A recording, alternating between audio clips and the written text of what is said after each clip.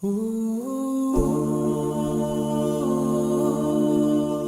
الله الرحمن الرحيم. الحمد لله رب العالمين، والصلاة والسلام على رسولنا محمد وعلى آله وصحبه أجمعين. أما بعد، السلام عليكم ورحمة الله وبركاته. Hürmetli ustazlar ve qarindoshlar, A'rib nabiyaka, payg'ambaringizni to'ning degan darsimizni davomlashtiramiz. 3-dars. Payg'ambarimiz sallallohu alayhi va sallam nihoyatda esil zot edi. Bu bek sehi edi. O'zining sehiligi, esilligi bilan Allohga tavakkul qilib, bor yo'qini Alloh yo'lida xayr ihson qildi. Agar payg'ambar alayhissalomning yonida dunyoga aloqador har qanday narsa bo'ladi ekan, birisi inidan so'rab qolsa, hargizmi so'ragan odamni quruq qaytarmaydi. Anas radhiyallohu anhu deydi, payg'ambarimiz sallallohu alayhi va sallamdan bir narsa so'ralsa, yinida bo'lsa buni biritdi. Muslim rivoyat qilgan hadis. Dünya ve dünyadaki narsalarni o'chko'ymaydi.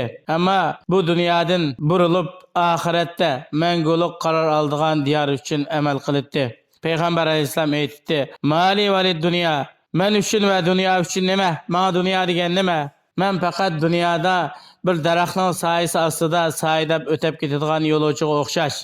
Ya'ni soydab bo'lgandan keyin u daraxtning soyasini qo'yib o'tib ketadigan bir o'tkinchi yo'lovchiga o'xshash. Dunyoning menga nima hojati bor dedi. Tirmiziy rivoyat qilgan hadis. Payg'ambar alayhissalomning oilasiga oylar o'tib ketdi. Payg'ambar alayhissalomning uyisida tomoq o't yiqilmaydi. Bir qancha kechalar aqimaqi qo'sqa och holatda uxlab qoldi. Oilasidagilarmi kechki yeydigan tomoq topolmaydi.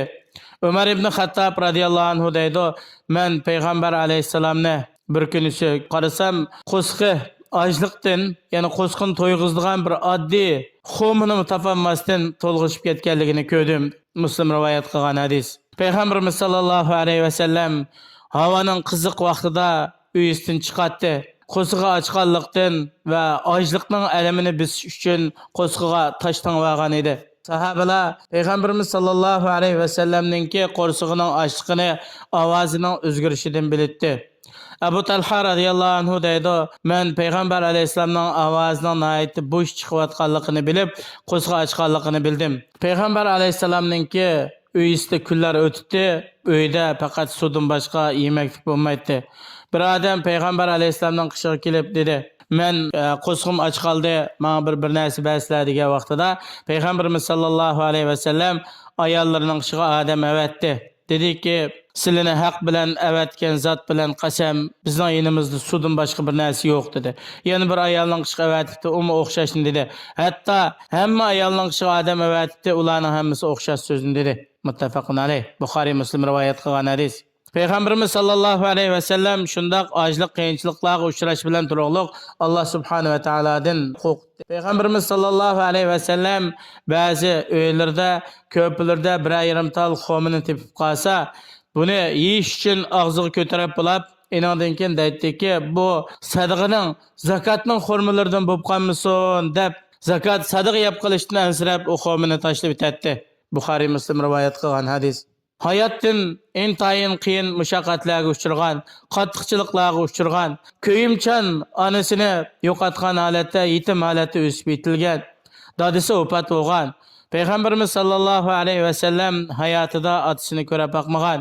Qavmi, millati payg'ambarimiz sallallohu alayhi va sallamga so'z harakatlari bilan turli aziyatlarni yetkazgan. Anas radhiyallohu anhu deydi, ular bir qitim payg'ambar alayhissalomni urib, payg'ambar alayhissalom o'shidan ketgan. İmam Ahmad rivoyat qilgan hadis. Ular payg'ambarimiz sallallohu alayhi va sallamni sarang deb tuhmat qildi, sehrgar deb batnam chapladi va yolg'onchi deb sifatladi. Va qala al-kafiruna hadha sahirun kazzab. Kafir badbaxtlar payg'ambar alayhissalomni ko'rsatib turib, bu sehrgar, yolg'onchi degan. Payg'ambarimiz sallallohu alayhi va sallam hijratga chiqishdan burun Hira g'origa chiqqan vaqtida bu yerda qattiq qiyinchilik, g'am, qayg'u, qo'rqinish bor edi. Shunda holatda turibmi, o'zining sahibi Abu Bakr radhiyallohu anhu ni xotirjam bo'lishni tavsiya qilgan. "İz yaqulu li sahibihi la tahsan innalloha ma'ana." Shu g'arning ichida turib, o'zining hamroyi Abu Bakr Siddiq radhiyallohu anhuga qayg'urmag'in, bearam bo'lmag'in, haqiqatan Alloh biz bilan billah deb tasalli bergan. Payg'ambar alayhissalomninki Uhud urushida utiltishlaridan biri sundirildi, yuzi yaralandi, qon oqdi. Ochliq, usuzlik, har xil aziyatlarga uchradi. Düşmanning qiyinchiliklariga uchradi. Hatta Yahudilar Peygamber Aleyhisselam'ın yemekliklerine zehir sap koydu. Peygamber Aleyhisselam'ı ailesi doğrusunda bular sehir kıldı.